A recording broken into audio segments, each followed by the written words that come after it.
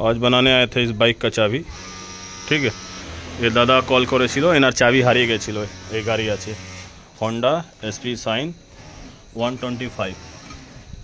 ঠিক আছে, এনার চাবিটা দুটোই হারিয়ে গেছিলো। অল চাবি मतलब কি লস ছিল। এই দুটো চাবি তৈরি করলাম। দুটো পিতলের চাবি আছে হন্ডা কোম্পানি, এটা জং ধরবে না। হ্যান্ডেল লক আছে, হ্যান্ডেল লকটা খুললো, এই গাড়িটা অন হলো। ঠিক আছে, এই অফ পুশ করে হ্যান্ডেল লক। এই চাবি দিয়ে তেলের ট্যাঙ্কি খোলা যাবে। ঠিক আছে,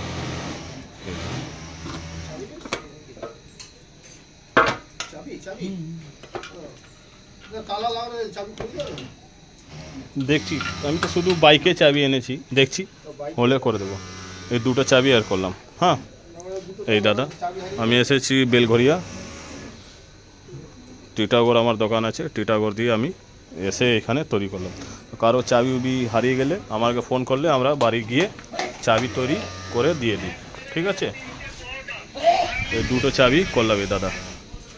ঠিক আছে, হ্যাঁ না দাদা, তো যেরকম চাবি আমার কাছে তৈরি হয়ে যায়। চলুন মিলছি নেক্সট ভিডিও।